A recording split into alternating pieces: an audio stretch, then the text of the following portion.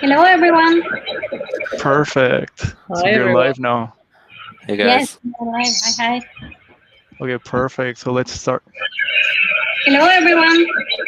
Perfect. So Hi, we're everyone. live. All I right, think we have a perfect. little glitch. I think it's fine now, right? Yeah, seems like it. Great. The usual virtual meetings. Okay, perfect. Let's start with the day. Happy World Product Day, guys. Woohoo! Drum roll, curtains coming down, spotlight. Happy World Day. So I'm super happy that we are here today celebrating the World Product Day. As for me, I just graduated in 2018, having no clue that something like product management exists, but we interact with software and objects that have been created, improved by people, and that's where we see the craft of product management. And it makes me really happy now, being a product manager, that product management is a vital part of the industry today. And this is a vital part because of the product heroes and because of the product community that has been built on the shoulders of the people who are part of the community and our speakers. So what is ProductTank and Mind the Product? Over the years, you've heard this on multiple ProductTank communities. Martin Erickson, our founder, basically went into a bar with product compatriots, started discussing anecdotes, experiences, and through there, now they've built a pretty large ecosystem of product communities. We are represented by the brand Mind the Product, and in the Mind the Product setup itself or ecosystem, we run the ProductTank communities. And today we are representing two communities here, which is ProductTank Linz and ProductTank Vienna. Yay. So as for ProductTank Linz, it's a pretty small but a really cozy city, I must say. You can see the Lentos museum right behind Simon's virtual screen. So in order to introduce myself, yeah, I'm Manav. I'm a pretty recent or pretty, how do you say, a pretty new product manager. I just became an associate product manager in my company. So yeah, that's me. Hello, my name's Simon. I've been around the block a few times now. I'm a product manager, incidentally, now at the same company as Manav. Really enjoying it, having a great time, trying to figure out how to do B2B properly. Yeah, I think that's about it from us in Linz. Welcome to the show and enjoy it. Perfect. Okay, so hi everyone in the live stream from us as well. So my name is Mona, and I've been in product for about 3 years now. Previously in Hamburg, and then here in Vienna now. And yeah, together with Nyla, we took over ProductTank pretty much last year, and yeah, digitally. So hopefully we'll be able to host our next event live again. So look out for ProductTank Vienna announcements in our meetup group. Yes, soon enough. And well, here I am. I'm Nafle, and I hope you enjoyed this very great presentation from Gibbs. So Great. see you soon. Okay, perfect. Mona, so I would just ask you to give a brief for Gibson. Sure. And from there, Gibson can take it. Sure. So yeah, we are very excited to announce an amazing speaker tonight. Joining us from the US is former VP product at Netflix, Gibson Biddle, who will take us through Netflix product strategy for 2021. And of course, in the end, Gibson will take your questions. So please write them down in the comment section on YouTube or in Slido. Later on, we will tell you how that goes. And yeah, Gibson, thank you very, very much for joining us. We are excited to learn from you today. So over to you. Cool. Hey, thanks, Mona. If you can't tell, I'm in the background chatting on YouTube, which is fun for me. And I use Slido quite a bit. And so I'm trying to get to know people's movie tastes. I've also been learning where everybody is via the chat. But I use Slido a lot. And the way to use Slido is I'm holding up my camera as though I'm taking a photo, and a link magically pops up, and it'll let you answer a series of questions. If you look now, you'll notice I've asked a very simple question. Which of these have you watched? Stranger Things, BoJack Horseman, Lupin, an Everest climbing documentary. I learned from the chat that CS is into Money Heist. I know that's a big one in Europe, which is way cool. And this is also when I call it Slido shaming. So I can see that 9 folks have responded, and looks like there's about 40 people watching. If you happen to be watching this recorded after the fact, sorry, it has to be in real time. And Mona, I need you to remember all the data here, okay? Keep you on your toes. So I have just one question before I begin my presentation. And I call this a provisional decision. We've all had 15 months now, COVID, and there's a feature that Netflix is contemplating, and it's called Netflix Party. And it lets folks from all over the world that are members watch a TV show or a movie together. It lets you chat, it lets you send emojis, whatever you want. And my question is, if you were the product leader at Netflix, would you execute this idea called Netflix Party? We're going to do 2 juicy cases at the end of my presentation, and this is one of them. But I just want to understand, without any additional data, any additional information, would you lean forward and launch this, or would you choose not to? And I can see that about 2/3 of the audience is leaning forward on this one. Mona, that's the second piece of data that you'll need to remember for me. All right, and of course, I saw you, Mona. So everything's working. Nala, you're awesome. You're the best publisher producer I've ever worked with in Linz or Vienna. Thanks, Gib. Appreciate it. I will answer questions, and I am watching the chat. Thank you, Diogo, for playing. And if you know me, I do lots of stuff. My current creative challenge is I do a weekly product newsletter called Ask Gib. Okay, so let's do it. So I'm here today to talk about Netflix's 2021 product strategy. Nice to see, Fernando, that you like Lupin. You can relax at the end. I'll share the PDF of this presentation. It's sitting there waiting for you, but we'll drop this link in towards the end. So my point is just relaxed. You can read the PDF afterwards. So I want to talk a little bit about my early career. The first product I ever built was called Sesame. Actually, my first hit product. I built like 2 or 3 years worth of stuff that nobody cared about. But my first hit product is called Sesame Street Elmo's Preschool. It was for 2, 3, and 4-year-old kids. It was on a CD-ROM. I'm older than dirt. But this is the first product where I managed to delight lots of customers all over the world. And then I went on to, that company was called Creative Wonders. I was the co-founder. It was a kids educational software startup. We built Arthur software, Pokemon software, all sorts of kids stuff. And we sold it to this person. Some of you may recognize him. This is Kevin O'Leary. He is Mr. Wonderful from Shark Tank, and then helped that company. We built like Reader Rabbit and Oregon Trails, and we went on to sell that company, Mattel, for nearly $4 billion. It was, at the time, a huge success, and that's how Kevin O'Leary made his money. However, this is also a celebrated disaster. After about a year, all the other companies in the industry were able to quickly copy our work, and it devalued the Learning Company, which had been bought by Mattel, and they took a $3.6 billion write-off.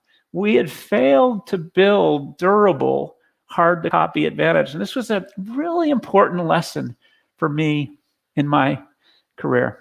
So now I'm going to spin forward to 2005. This is Reed Hastings. He's the CEO of Netflix. He's the co-founder. Many folks in Europe don't know it, but Netflix began as a DVD by mail company.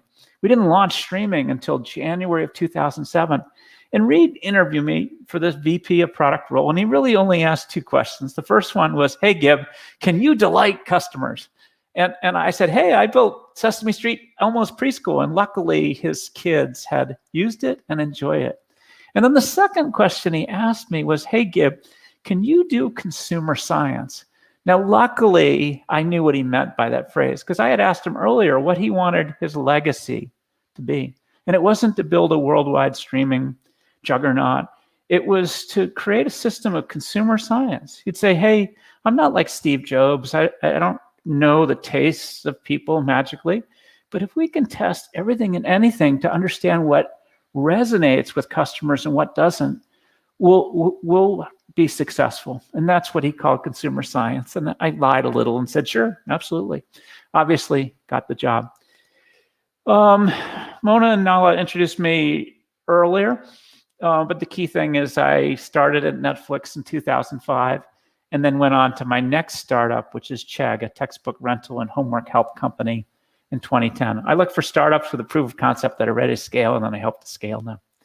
In today's talk, it's really got 3 chapters. I'm going to share with you 3 different product strategy frameworks. And then I'm going to do a little role playing. I'm going to pretend that I'm back at Netflix, and I'm going to share what my guess about what the Netflix product strategy looks like today using those same frameworks. And then I've got 2 juicy cases for you.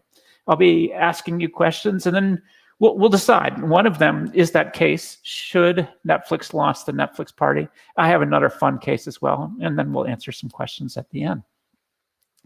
So I want to talk about the frameworks. Nala, I'm assuming everything's good and you're happy. Are you there? How's the producing going? Everything is going well. Okay, awesome. And then if you don't know, I am staring at the chat, so I'm out there. But let's do it. Okay, so first, my definition of strategy. Strategy is a route to continuing power in a significant market. Hey, Nala, why don't you make me big and the screen small, just so I keep you on your toes? This is a friend. He's an economics professor at Stanford. His name is Hamilton Helmer. And his idea is, imagine it's 400 BC. You're in China. You've got this valuable silk and trade and all sorts of stuff. And you're trying to figure out how to get this stuff from China, essentially, to London. And you're an explorer. And where is that route? Is it by land or by sea?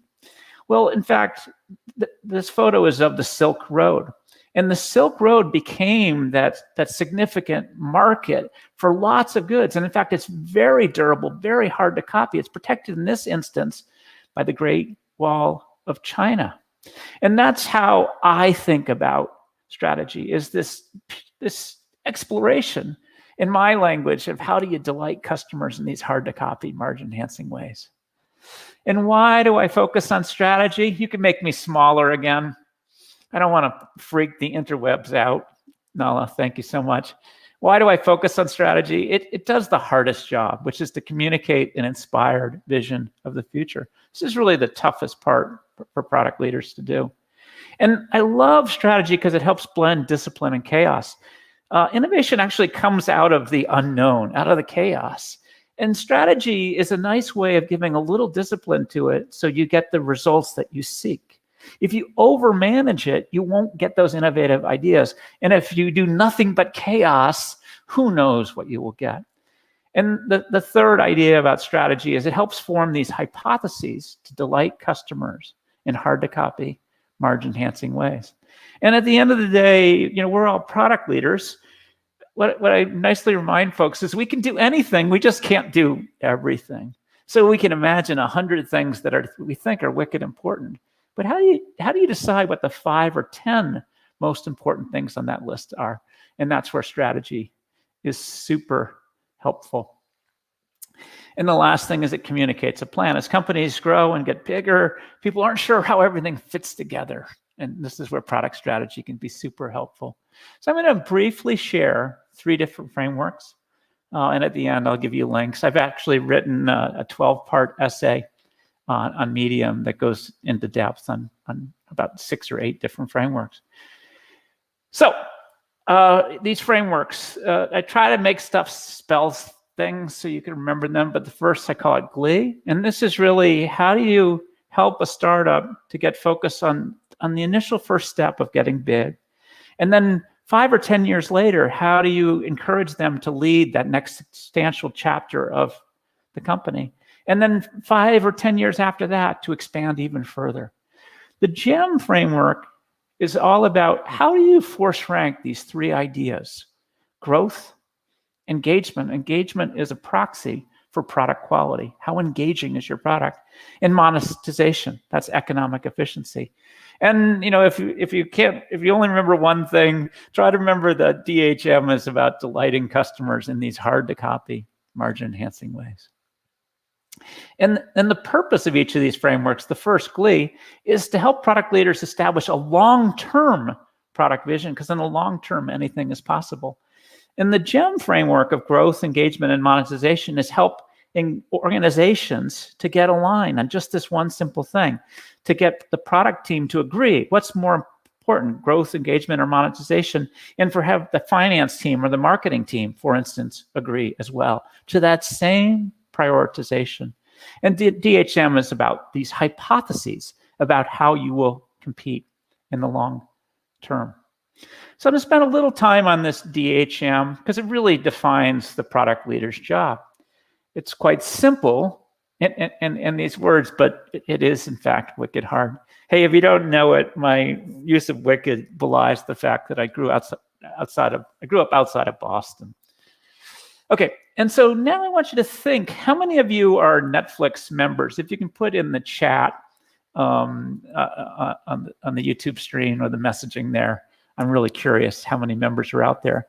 But I'm betting that if you think about what are the things that delight me as a Netflix member, most of the ideas are hiding on this list. And now I want you to think for a moment about what makes Netflix, helps them to make money, to make profit. And the first is this notion of an all-you-can-eat subscription. There's a lot of stuff, and you just pay one fee and you're watching lots of stuff. The startup of Netflix, it wasn't all you can eat. At first, it was a la carte. You'd spend $8. The DVD would show up in the mail 8 days later. It was really sucky. And then it obviously got to all you can eat. And you probably noticed Netflix is always experimenting with different prices and different plans. And you might have noticed over the last couple of years, it's gone up by about $1. Oh, Pam, nice to see you. Came from Boston. I came from Concord. So one thing that's not clear is one of the big advantages that Netflix has financially is it's got all this taste data from 208 million members throughout the world. And it is doing what I call right sizing. So it's trying to forecast how many people will watch something. So in the case of Stranger Things, and I saw that about 2/3 of you had watched it, Stranger Things, it predicted that 100 million people will watch the series. And based on that, it made a $500 million investment in that series. And then it also made a prediction about BoJack Horseman. And its prediction that with 20 million members would watch BoJack. And based on that, they invested 100 million. And this is the concept of right-sizing the original content investment. Cool, Olivier. And also let me know if you've watched BoJack, because I want to know if there's sort of freaks out there like me. But this is one of the ways that Netflix makes money. So now I want you to think, this is the hardest thing. What makes Netflix hard to copy? So if I gave you $500 million to start a startup to compete with Netflix, what would you find challenging about that? So if you haven't used Slido yet, and Manav, if you could drop that link into the YouTube messaging, that would be awesome. I'm just holding up my phone using the camera app as though I'm taking a photo, and it'll pop up on your mobile. And Manav also is dropping. He did it earlier in the stream for you. Mona, how you doing? I'm doing well. I'm just taking the Slido as well. Thinking cool. What makes Netflix product hard to copy. Yeah. So So I give you the $500 million, Mona, right? So what's hard to copy about Netflix for you? Well, I mean, for me, it's honestly, I think the content. I think that they were the first ones who got into my home and my TV, and established a brand. And I don't really want to go anywhere else at this point. So you just mentioned two things. You brought up the content, and then you noticed this concept of brand. Tell me more about that idea. Well, you get to know a brand where they come in as like the first one. You have them on your TV. I mean, you have them through apps nowadays, and you can't really imagine using something else at this point. Also because of the things that they producing as well, like great new things coming out through Netflix directly. Got it. And I can see someone put reputation in on the Slido, and that's the same thing. Brand is about building a trusted relationship with your customer. Because it's Netflix, you're willing to every month it's magically hitting your credit card. And that's really hard for a punk startup to do. All right, Mona, what else do you see here? What are some other themes you see from our audience? Well, I'm just looking at my phone. That's a bit easier. So, okay, we had the content, obviously. Ecosystem, that maybe goes into brand as well. Identity. We have the user base. Maybe that also goes into the thing that you were talking about, the Netflix party. That could be something interesting. Maybe. Yeah, there's a bunch of ideas. Cool beat. Okay, Mona, thanks a ton for playing. I'll give you the 500 million bucks. It's yours. Thanks. All right, so I was fishing for 4 different ideas. These are things that make Netflix hard to copy. Frankly, most startups, as you grow and you effectively build hard to copy advantage, they'll usually be around these 4 ideas. So Netflix built a brand around this concept of movie enjoyment made easy. Neve Savage was my marketing partner. He wanted to tattoo the phrase movie enjoyment made easy. So I remember that was the product that we set out to build. And Netflix has lots of unique technology, and personalization is a great advantage of that. And I saw ecosystem. The network effect that Netflix managed to build is everything with a screen in the world today is magically pre-wired to let you stream Netflix. And then I saw lots of the content, the licensing, et cetera. And that's the concept is economies of scale. Because Netflix has 210 million members today, it spends 20 billion. It can amortize the cost of its content across 200 million. Poor Amazon can only spend 8 billion, and the combination of Disney Plus and Hulu can only spend 8 billion. And Apple is only spending 2 billion. And this is the advantage of being big, economies of scale. So here are the hypotheses about how Netflix in the last 20 years wanted to combine delight, hard to copy advantage, and margin. And you'll notice that green is good. So there's like 5 ideas that worked. And then yellow is, and then red, these are all failed experiments. And then at the bottom, you'll notice Netflix is experimenting with interactive stories. Curious if anybody's watched Bandersnatch, and some other new ideas around AR and VR. But look at the top. There's those 6 ideas that worked, and that's the source of Netflix delighting in hard to copy, margin enhancing ways. So this is hard, but if you do it, you create substantial advantage in the long term. At the end, we'll give you the links for all this, but I just shared 3 high-level frameworks, but this article's got about 8 of them. It's like 3 minutes per essay, so it's not particularly hard to read. Nala, is everything good? I'm going to move on to my second chapter. I'm going to pretend that I'm the head of Netflix product. Is all good, Nala? Yep. Cool. Everything's perfect from here. Yeah, I'm hoping or guessing that Simon and Manav are streaming Netflix in the background.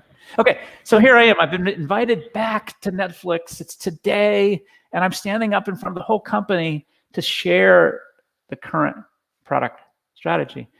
Here's a reminder of what we set out to build. Netflix is a movie subscription service that delivers fast, easy entertainment in a friendly, straightforward way. The brand promise for Netflix is movie enjoyment made easy. In the product vision, if you recall, we said at the beginning, we're going to get big on DVD. And that happened. And then once we established that sort of beachhead for the product, In January of 2007, we started to stream. And then once we had a big enough digital footprint, we could expand worldwide. Think back to DVD by mail. It would have been impossible to integrate a DVD by mail system with postal systems all over the world. But once we were digital, we'd expand worldwide. And then once that happened, it set us up for experiments in original content. Our first series was House of Cards in 2013. By the way, we experimented with original content in the DVD era with Red Envelope Studios. 2008, it didn't work, but in a digital era, it did. And then as a product leader, I'm always thinking about what's next, 5 to 10 years out. And the current hypothesis is that what's next for Netflix is interactive stories. So if you've got kids, you might have found DreamWorks Puss in Book. It's a choose your own adventure, if you will. Or my favorite is Captain Underpants' Epic Choice O-Rama. Diego, I'm glad that you saw Bandersnatch. So for the grown-ups, this is an experiment in interactive stories with Bandersnatch. Or many of you might have noticed that the Unbreakable Kimmy Schmidt is now an interactive story. In this case, should Kimmy make out or should she begin to plan the wedding?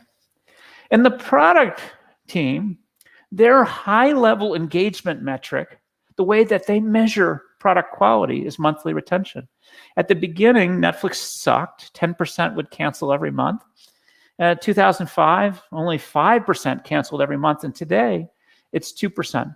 Monthly cancel rate is the inverse is how we measure the quality of the product. And it's been getting better and better over time. And here are 4 of the high-level strategies that we're maniacally focused on to keep making the service better. So lots and lots of work in personalization, for instance. And I call this the SMT framework. We've got 4 high-level strategies on the left. We've got a proxy metric for each. And the challenge of retention, it's glacially slow and hard to move. So we have proxy metrics that help to evaluate whether we're making progress on each of these strategies on the left. And if you look, for instance, at how do you improve retention, you make it an even better watching experience.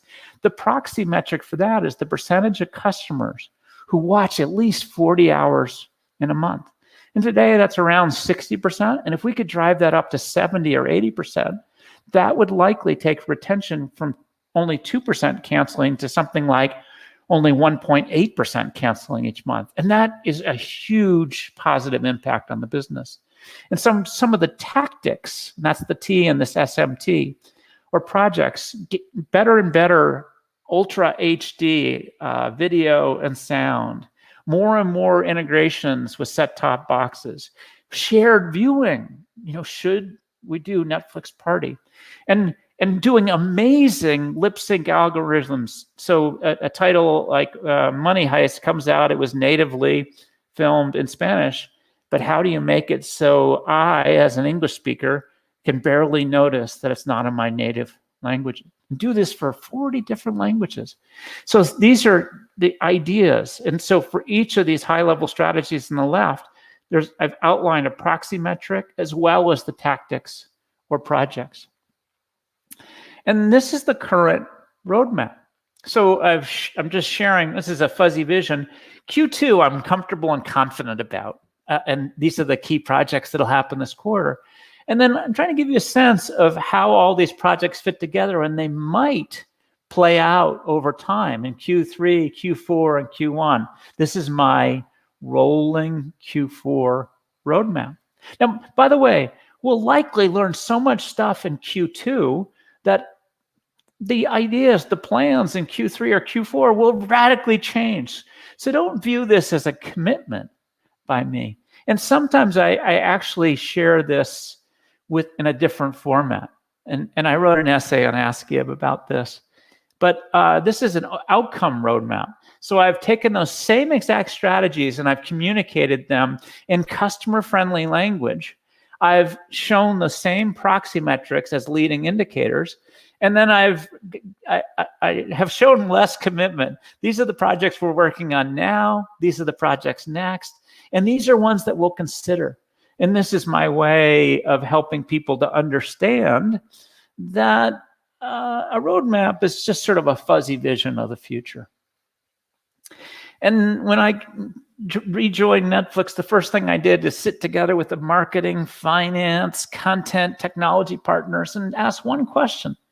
How would we force rank growth, engagement, and monetization? And we managed to get aligned across the whole company. We said we're going to put growth first. And the way that we measure growth is through year-over-year member growth. And today that's about 20% year over year. And monetization is second. And we're measuring that via lifetime value. In 2005, the lifetime value was $100. Today it's around $290. And the expectation is over the next 5 years, we might get it up to something like $350. And then engagement is the proxy metric for product quality. Today, monthly retention is about 2%, which is extraordinarily good. And that's the reason that we've prioritized it third. The other thing that's going on is we're putting monetization ahead of engagement because we're trying to figure out how to make a little bit more money so we can invest in more original content for Netflix members. Because there's a strong understanding that's what folks value. So with that, I'd like to say thank you, and I'm going to drop out of character. So I'm just going to come back to being Gib in a worldwide talk from right now. I'm in Bend, Oregon, and I'm going to go skiing at Mount Bachelor right after this. All right, Nala, is all good? Yep, everything is perfect. So Cool.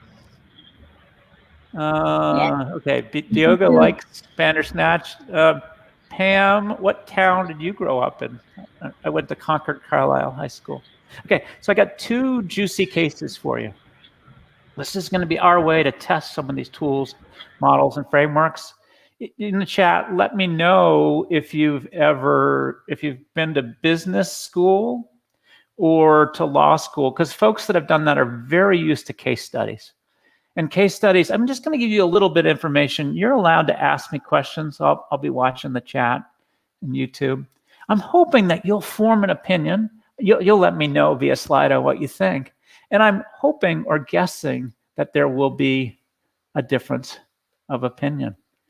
So let's talk more about Netflix. I'm going to give you some more context. So this is a feature.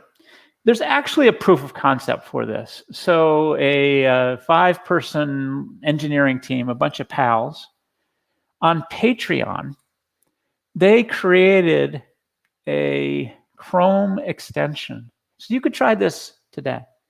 If you download this Chrome extension, you can watch with other people that are Netflix members or enjoying someone else's account. Is that you, Simon, or Manav? I can't remember which one is sharing their friend's account. It's okay. That was me. It was you? Okay. So you can watch Stranger Things together. You can chat. You can do emojis, whatever you want. It's a shared experience. It's pretty straightforward. You install the Chrome extension. You open up a video. You give you cut and paste some stuff with your friends. So you can watch the same movie or TV show at the same time, and then you're engaged in this Netflix party.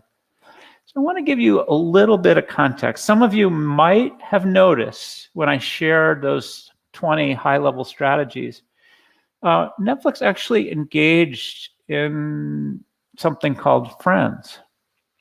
And Friends lets you connect with a friend and share movie ideas with each other.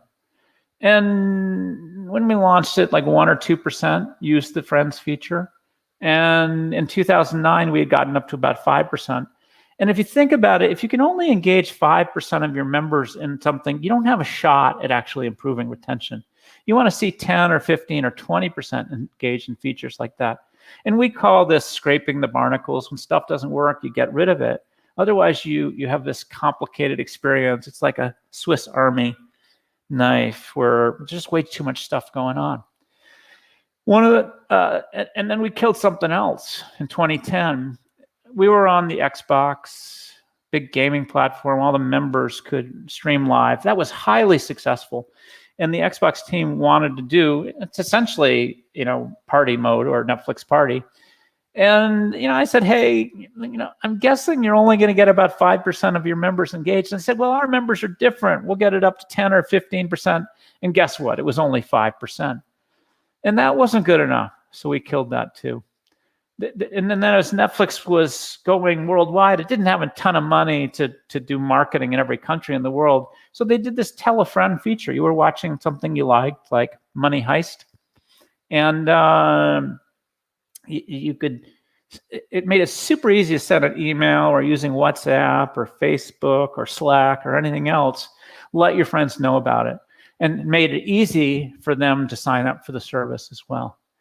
So I'm going to just give you some insight on Netflix social, or social in the context of movies. So the first thing is your friends have really sucky movie tastes. And the second is you have many guilty pleasures. You don't want all your friends to know that you were watching, binge watching 18 seasons of Cake Boss last night. Was that you, Manav, watching Cake Boss all last night? I've been looking carefully. Yeah, that was me. Why am I picking on you? Who knows? Hey, you think this is a good idea or a bad idea, Manav? Well, I like to cook. I think cake box is pretty nice. So okay. How about Netflix party? Is it a good idea or a bad idea? What are you thinking? I think it's a good idea. Okay, we'll talk some more. So Yeah. I got some more data for you. Netflix Party, this Patreon Chrome extension, grew from 500,000 to 5 million users in the last 12 months, which is huge. And if you go to the Google Play Store, there's 10 million downloads. Way cool. And the engineers are really excited about this project. They said, hey, we can get this out on laptop next month, and we'll be out on all platforms by the end of the year, which is way cool. I want to remember to get a photo. You guys are... Okay. Lots of good stuff here. And then the question is, will this feature delight in hard-to-copy, margin-enhancing ways? That's the question. Should Netflix try social again? So, Manav, do you have any questions of me on this particular project?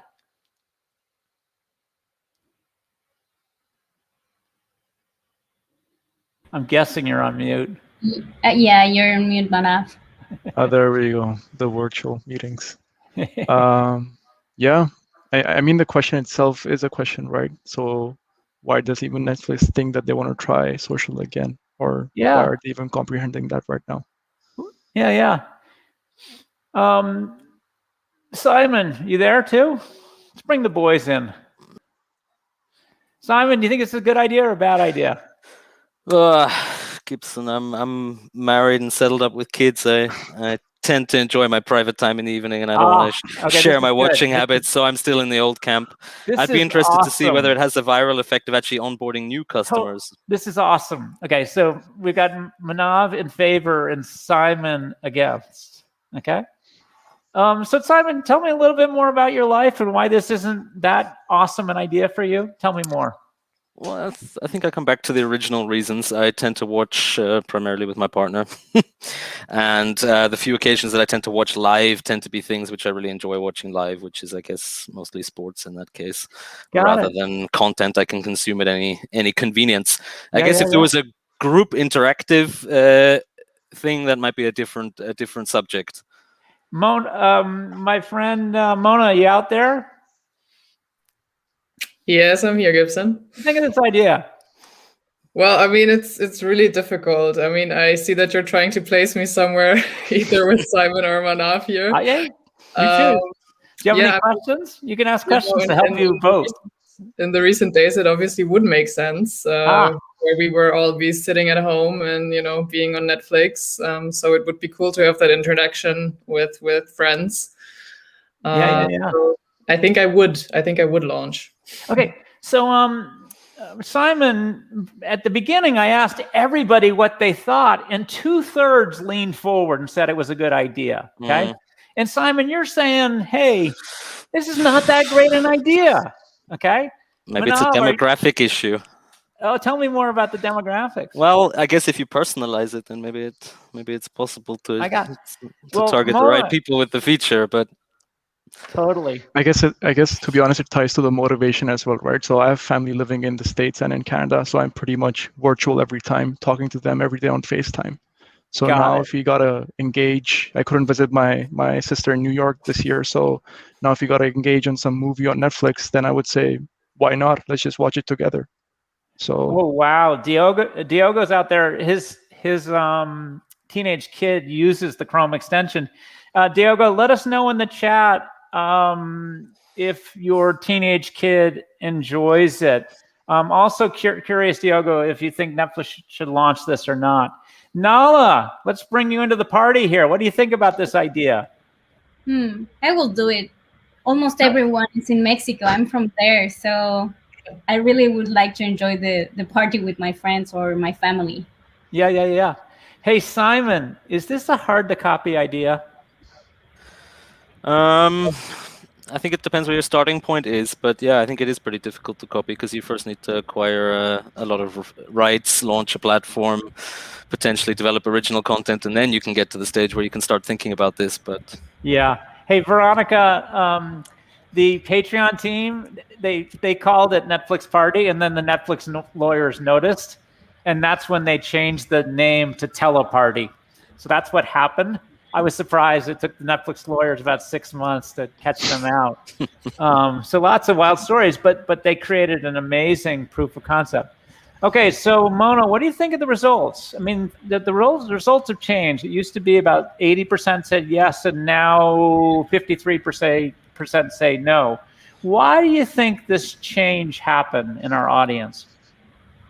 Well, I think everyone is pretty torn probably between like, do we really need this? Do we still want remote time with our friends, or do we want to meet live? Maybe, people thought about that. Totally.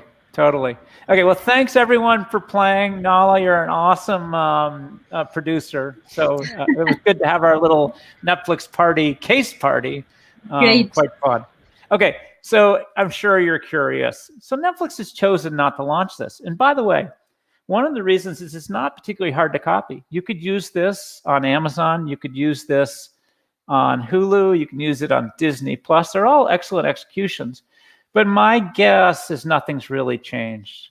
That if you were to launch this, and just think about the discipline of Netflix saying no to this, because it's probably only going to be a 3 or 4%er. And I have pals who have run product at these different companies, and they won't tell me the exact answer, but it's probably around there.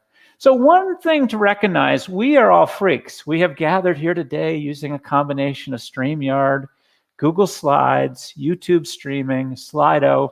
We are not normal people.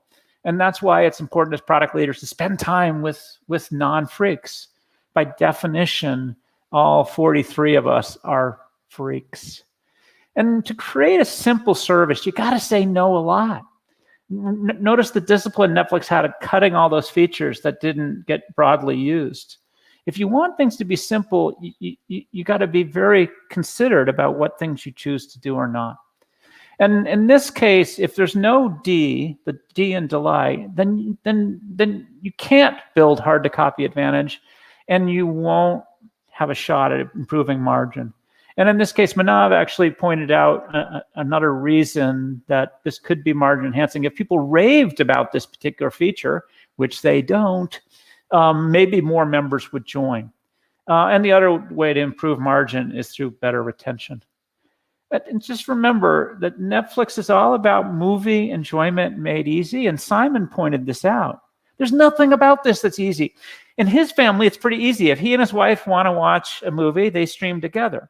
And if the kid wants to watch something different, they can watch on a separate stream. If he and his wife don't want to watch the same movie at the same time, they can watch 2 different films as well. It's hard to pick a movie that you can all watch together and choose a time. And Netflix makes it really easy to do the opposite, to watch on your own, which is way cool. All right, thank you for playing. I've got one more case for you. And I want you thinking about the same set of issues. This is a real case. And it's really a pretty simple question. Should Netflix auto-cancel inactive members? So here's what's going on.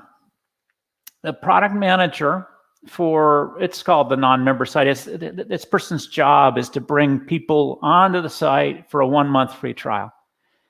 And this person's looking at the data and notices a bunch of people started the 1-month free trial, and then they gave their credit card, so they're automatically a part of the service. But he notices lots of people have given the credit card, they're getting pinged at $15 a month or $18 a month, whatever it is, and they're not using the service at all. That's 0.5% of Netflix members haven't used the service in the last 12 months. He says, you know what? Let's send an email, a notification, we'll text them, simply asking the question, would you like to cancel? Like, hey, we noticed that you're not using the service. You're paying us $15 a month. Should we cancel for you? We'll make it easy. And if no one responds, then they take it as a sign that maybe they should be canceled too. So this is the idea. And the idea here is if you executed this, you will lose $100 million a year. And the question is, will this delight in hard-to-copy, margin-enhancing ways? Mona, are you there? I'm here, Gib. What do you think of this idea? Will this delight? Well, it's really hard because obviously on one hand you have the $100 million that you would potentially lose, but on the other hand you could have a much better data set in order to develop further features. So it's kind of a one thing against the other, right? So if you were the product leader, this is your decision, what would you do?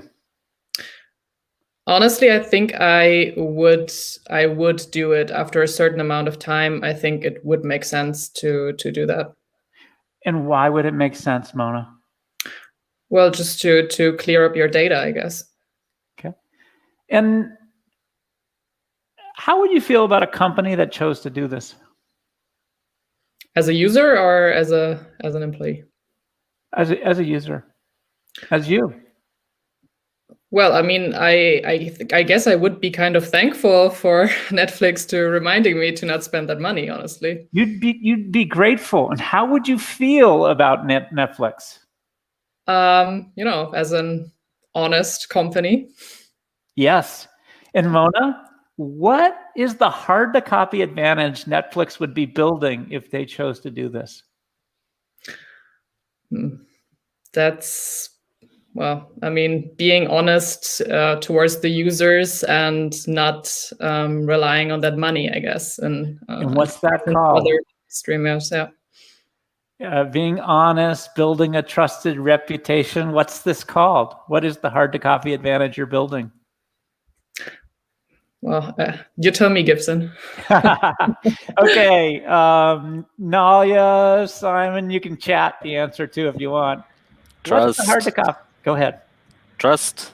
Trust. Right. Trust. They're building a trusted brand. Okay.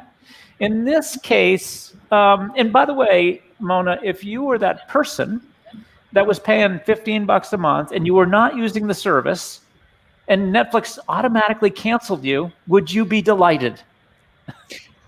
I would be, maybe I would even consider coming back. Yes, you might. You might even come back. Yeah. So this has the possibility to delight in hard-to-copy ways, but you're going to lose $100 million. Right. Wow. Okay, Simon, this is your decision. You're the product leader. Is this a high-stakes decision for you or a low-stakes decision? Vikram, thank you for your brand loyalty answer. Diego, brand equity, you're all over it. Go ahead. 0.5%. I think I would. So let's say you do first ask the customer. Yeah. If they'd like to cancel it or not. By the way, nobody's going to respond, right? and try to. Nobody's going to respond. Yeah, Okay. they're not. Nobody's I mean, they haven't responding. even noticed that you're hitting your credit card for $15 a month. Okay, you're not going to hear from them. Okay, so is this? So I think Mona's sort of leaning into this. Let's do it. Is this a high stakes decision for you or a low stakes decision? I guess with the growth projection based on the other 99.5% of users who are continuing to pay, Yeah. I think it's a low stakes decision. Okay, in very Netflix good. world. Very good. So this is $100 million for a company that's going to do $25 billion in revenue this year. Low stakes. Okay. My other question is, if you got it wrong, what would you do? You flip the switch and then you decide you got it wrong. Would you flip the switch back? Reactivating payments, you mean? Yeah, I mean, sure. I mean, my question is, the magnitude is actually surprisingly small. And second, if you got it wrong, it's a reversible decision. No biggie. Okay, let's see what people think about this. Nala, I'm here.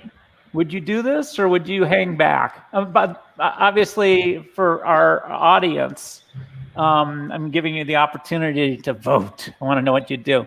Okay, which way would you go, Nala, on this decision? I will do it, but also for not only because of the impact, like in the trust regarding the users, also because it's affecting the planet. That you have this amount of people there that they are not using it, but they are taking some part of this on the servers that are taking some electricity that is affecting the planet. Awesome. Yeah, I'll do a little Slido shaming. So if you haven't used Slido yet, hold up your camera app and boom, you can vote as well. Simon, are you surprised by the results that you see? Well, I think we led that one a little bit, but What, Simon? We led the conversation? yeah, it seemed like it. No, there's no right or wrong answer, by the way. I was following you guys, right? I think there's some days where people will say this is the world's stupidest idea, but this was not one of them. I think trust is hard to build and very easy to lose. So Yeah. I think in one sense you can say you can do it one way and correct it, but you can't really do it the other way and correct it, to be honest. So Totally. By the way, if we were a punk startup, right, we probably wouldn't be able to afford to do this, right? So, it makes a difference. In the early days when Netflix was a punk startup, there's no freaking way they'd be able to afford to do this. But today they can. Okay, the result is pretty clear from folks. So thank you for playing. And Netflix chose to engage in this feature, and people notice. Think about this. Netflix will start automatically canceling inactive accounts. This is saying Netflix is a trusted brand. They're doing the right thing. It's freaking awesome. So what can you learn from this? Here's an opportunity where you build that hard-to-copy advantage, the brand. And then the product leader here, I think it was Tom Willerer, said, hey, it was worth spending $100 billion. But he pointed out it wasn't money that they had really earned, but building that trusted brand. And $100 million is cheap when you're doing $25 billion in revenue for the cost of ethics and building that world-class brand. And he felt, for the reasons that Manav articulated, it was low stakes because only 100 million up against 25 billion, and it's totally reversible. All right, so I'm going to bring it home with a few conclusions. So here's a woman. She's an explorer. She's trying to find that equivalent of the Silk Road, exploring by sea or by land, engaged in this strategy to find a route to continuing power in a significant market. To find these strategies, these hypotheses about how you hope to delight customers in these hard-to-copy, margin-enhancing ways. And I've shared a few frameworks with you, but these frameworks, these product strategy frameworks, enable you to combine the discipline. How do I measure my success? What are the projects or tactics? And the chaos. You don't really know the answer to many of these questions until you begin to experiment to see what works or what doesn't. And they help you to do the hardest thing as a product leader, which is to communicate an inspired vision of the future. So I'm going to bring it home. If you want to build a ship, don't drum up the people to gather wood, divide the work, and give orders. Teach them to yearn for the vast and endless sea. And this is what an inspired vision of the future can do for you and for your product teams. I'm going to bring it home. There's one last thing I'm going to do in a moment. These have been stranger times, stranger things the last 15 months. I'm now double vaccinated as of March 20th. I live in the States. We handled COVID very poorly, but the vaccination went well. And if you know me, there's just one more thing that I'd like to do. Sometimes I feel like I am a street performer, and this is that incredibly awkward moment where I am passing the hat, but I am not asking you for money. I would love your feedback. So I am now blasting up a QR code, and if part of the product team could drop the link from that special page, that would be awesome. I'm holding up my camera app, and a SurveyMonkey link came up. 0 sucks, 10 is awesome. Choose whatever number you'd like on a scale of 0 to 10. How likely would you be to recommend this talk to a friend or a colleague? And it'll ask you one more question. What was one thing that was good about today's talk? And then what was one thing that could be better? This is my consumer science. This is my 150th talk in the last 14 months. This is how I learn to do what I do. I'm assuming that the team is dropping. I can see the links. It's freaking awesome. This is exactly the same QR code, but you'll notice at gibsonbiddle.com/strategy, all of this stuff is just sitting there waiting for you. You can complete the survey there. There's a PDF of the presentation. It's 1 hour reading, how to define your product strategy series on month. It's 3 minutes per essay. My passion project is Ask Gib. You can Google it. There's a link there as well. Love for you to subscribe to this free product newsletter. It's my current creative challenge, and I've been having great fun. So that's my little advertorial for Ask Gib. Nothing, it will not hurt you. This is my guilty pleasure. So thanks everybody around the world and in Linz and Berlin and my Boston friend Pam. I don't know what city you're in now. This is Tiger King. So thank you. And I'm happy to answer questions. You'll see if you look down at your Slido thing now, you can answer questions. And I'm going to hang out. Want to bring the whole team back now? No, that'd be fun. You can even kill my slide. We don't need it. Yes, I'll do that. Yeah, awesome. Hey, it's all good.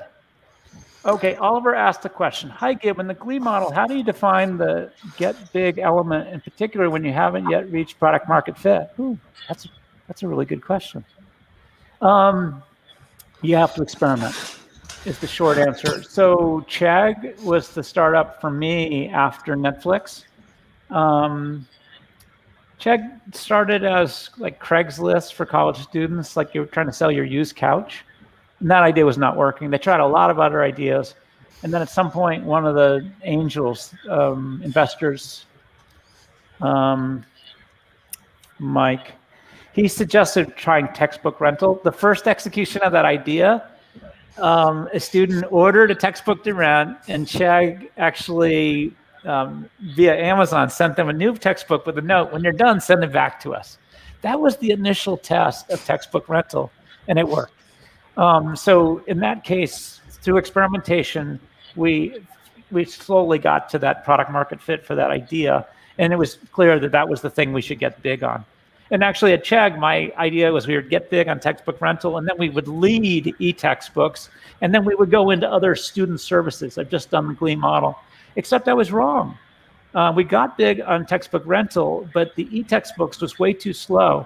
And so we had to experiment crazily, and we ended up leading homework help, something called Chegg Study. So we got big on textbook rental, we led homework help, and then we expanded into other college and student services, helping you find a summer internship or your first job out of college. It was cool. Hey, thanks for answering the question, Oliver. Team, you got some more questions for me? So we have Will asking, how do you know when it's the right time to move on from a role? When your job satisfaction is 6 or lower for at least 6 months. So ask yourself this question, Will. On a scale from 0 to 10, where 0 sucks and 10 is awesome, what is my current job satisfaction? And I love it when folks' satisfaction is 8, 9, or 10. I think you can work it out if you're a 7, and 6 gets a little scary. Now, notice we all have good days and bad days, good weeks and bad months. Frankly, the last year has been more challenging. But if you're, consistently 5 or 6, either start thinking about how could my job be better, or start looking around. I actually have another model. I call it the camp model. So if your satisfaction is only like 5, there's 4 more questions. Camp is for community. So do I feel a connection to my team, my mentors, my boss, my peers? A is autonomy. Do I feel I have control over my own job or not? M is mastery. Am I learning new skills? And then P is purpose. Am I engaged in work that's important, that's helping make me feel satisfied, but improving the world, if you will? There's actually essays on both of those things in AskGib. You'll find it. But I just shared with you the CAMP model, CAMP. Thank you for the question. Well, now we have Anonymous ask, why do you think so many people get roadmaps wrong and treat them like a release calendar? That's a great question, Anonymous. By the way, I can see the chat too if you want to ask questions over there. Oh gosh, okay, so I've been the product leader at a bunch of companies. When I talk to the board, when I talk to the CEO, when I talk to investors, potential investors, I always say, hey, I share with them really the work that I shared with you in that sort of second chapter of my talk, but I always do this little statement. I'm very confident about the projects in this quarter, but we're going to learn so much in the out quarters. And so I'm very careful to talk about it that way. The reality is all those other people want certainty, okay? And they want to know the answer. And if you didn't notice, like Netflix engaged in 20 high-level strategies and 5 or 6 of them worked, okay? And that's way good enough, all right? So I just coach people on this. I've tried both roadmaps, the Q4 and the outcome-based ones. I mean, it's really a style issue, what works for you. I guess that at the root of it, most people outside of product don't really understand how building product works. They're like, well, you build this and then this and then this and this. And then, product innovation is hard. Building stuff is hard. It's a highly experimental, highly iterative approach. And they want certainty. So this is why I communicate things in very uncertain terms. But I always come back to the strategy. These are my high-level theories and hypotheses. And if we get it right almost half the time, we're going to be awesome. But thank you for the question, Anonymous.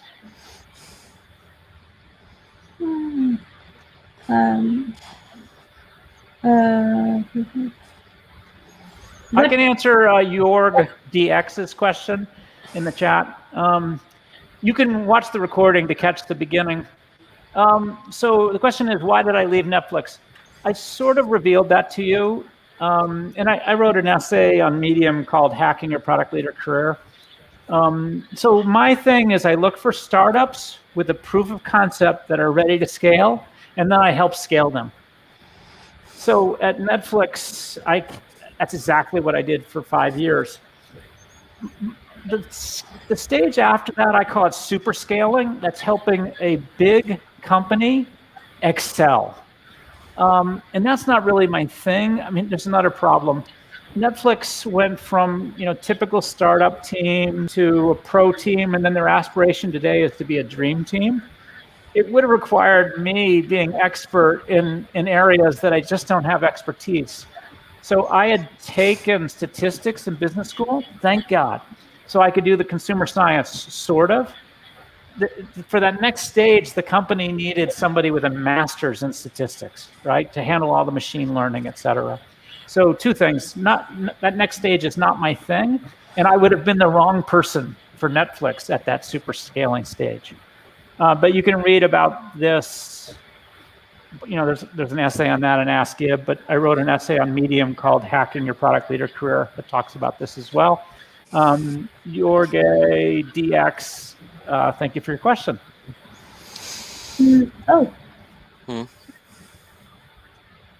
CS says, are there any online certificates, online courses for PM which you can recommend? Yeah, well, I can recommend an online course, mine. So if you read that essay, How to Define Your Product Strategy, you'll notice it's tool model framework, chapter by chapter.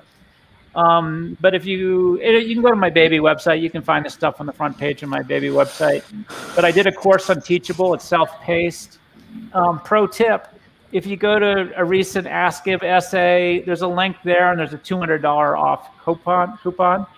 And then I'm doing a product strategy workshop with Crisp in Sweden. I think it'll be online, but we'll see. But that's also on my website and at the top of every one of my Ask Gib essays. Certificates, I don't know. I'm not really into certificates. The job is hard and there's a lot of context. So, I have an MBA. I'm not even into that. And I invested 2 years time and energy and money, and it was awesome. But it's not about the certificate. It's about the stuff that you learn and the way that you apply those skills to your job today and in the future. That's my story. I'm sticking to it. So Ian Moss says, do you think it is possible to move people from planes to trains purely through product management methods and making the customer happy? Yeah. Okay. I'm going to take the question literally because I think that's the way Ian intended it. So I've talked about delighting customers in these hard to copy margin enhancing ways. There's an externality that is not in my model, which is, are we doing good for the world? And I think Ian, I'm assuming his motivation to get people from trains to planes is a more ecological way. That's a way that we can help save the environment. And so my model doesn't acknowledge that. It's a problem. I've been thinking about this problem. I guess the short answer, now you get into economic theory. You got to make people pay for the things that we're not currently measuring, like diminishing ozone, which is bad for us. And now you're into economic theory. I can't help you that much there. And then big technology changes will happen. Remember, 200 years ago, to get from Boston to San Francisco was a 6-month journey, and today it's a 5-month journey. So better tools and technology come away. Of course, I'm delighted to take a 6-hour plane as opposed to a 6-month trip via boat. So I'm hopeful that there'll be some new tools and technology that can delight me on this front, but I don't know what they are yet. And study what Elon Musk is doing on all fronts, and he might be able to answer your question. A great book. His biography talks about 3 different startups, but he is engaged in helping to solve these problems. And I thought he did an okay job on Saturday Night Live, if you haven't watched that yet. Great. Now Bikram says, what was the initial thought while creating Sesame Street? How it was tested? Yeah. So I was at Electronic Arts, a big bang bang game company. I wanted to do good for the world, so I wanted to help teach kids. Honestly, I spent 12 months trying to talk the Children's Television Workshop into building Sesame Street software with us. The hard part was they're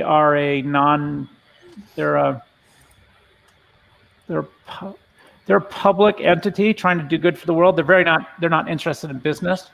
So it took me a while to convince them that it would be good for Sesame Street to go from television into a CD-ROM. Okay. Took me a while to get there. I just believed in the brand. And so think about kids software. We were actually borrowing the Sesame Street software, the Sesame Street brand, to create software that helped kids with their numbers, their shapes, their colors, etc. And Sesame Street Elmo's Preschool, what it offered to families was a full year preschool curriculum in a box for $20. I had no validation except I believed in the brand. And the hard part was to talk the Children's Television Workshop into building software with us. But we pulled it off, so it worked out. By the way, all the stories I tell are about the things that worked out. I have many startup failures as well. I could go on for hours. Yeah. I think that's another talk. So I think this question's for me. It was basically before original content was started at Netflix, how critical or how pivotal was actually rights acquisition to its success in the beginning? Was that not one of the primary challenges, or was it easy? Yeah, good question. So let's see, we set out to get big on DVD. By 2007, we probably had maybe 5 million customers. By 2010, we had 20 million customers. Our intent was to have 1,000 titles in January of 2007, 1,000 streaming titles, and when we launched, there were only 300. Okay, so it was hard, and it took a while to be big enough and to write checks that were big enough to attract people to give us the rights to streaming stuff. And obviously, in 2013, that's when Netflix launched House of Cards.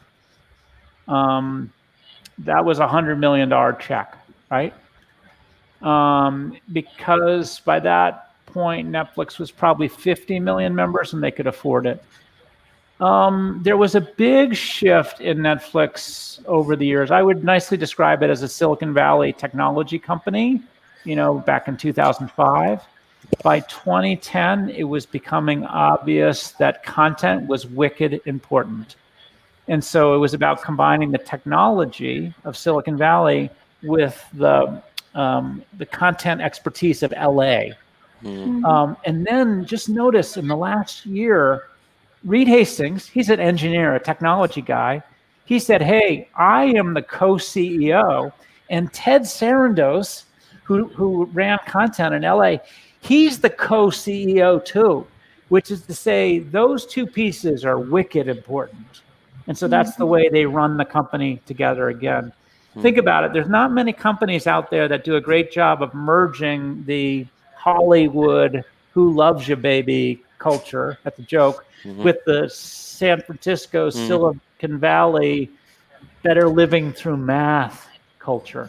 But Netflix has done a great job. By the way, if you haven't read the Netflix culture deck, it gives you some clues about how they did that.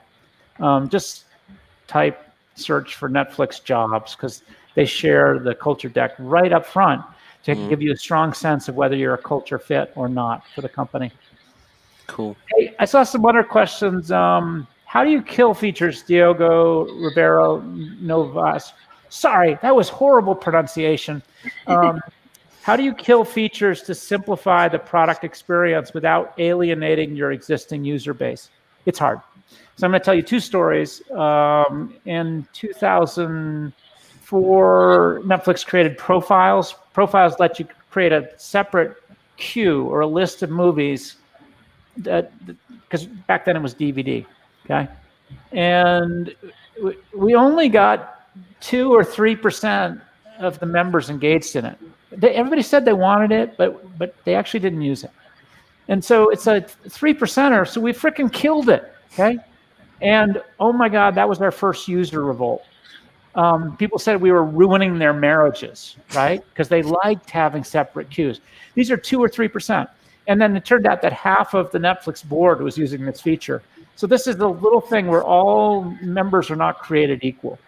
So we actually changed our mind. So we were scared when we cut friends, the friends feature that connected you with your friends and let you share, because there were 5% engaged. By the way, we had learned some important stuff. We told all the friends users, like 6 months in advance, hey, we're going to get rid of Friends. You can save all your stuff over here. 3 months later, we said, hey, we're going to get rid of Friends in 3 months. And then a week before, so we over-communicated this. We gave context. We explained why, and we did it, and nobody cared, right? So I think if you over-communicate, if you give context for why you're doing this, sometimes it will go well, okay? I think you guys, some of you are members. At the end of the day, Netflix is maniacally focused on creating a simple experience that it just, when you hit the button, you just want it to work, right? And you understand, like if they launched Netflix Party and it only got 2%, you'd understand it was going away. As long as the service continues to give you the core stuff that you truly value. Lots of original content, it just frickin' works. It only costs about $50. So that's how you navigate this kind of stuff. And sometimes it can be hard. But thank you, Diogo, for the question. Well, I think that was the last one. Fantastic. All right. So if we could just drop the magic link to all my stuff into the chat or the messaging on YouTube, that'd be awesome. If you, after dinner tonight or after beer, read some of my stuff. And I'd love it if you subscribe to my Ask Gib product newsletter. Just type it into Google. Okay. Nala, Mona, Simon, Manav, thanks a ton for hosting me. I've really enjoyed ProductTank's World Product Day from California and Oregon. So thanks for being here, everyone, this evening.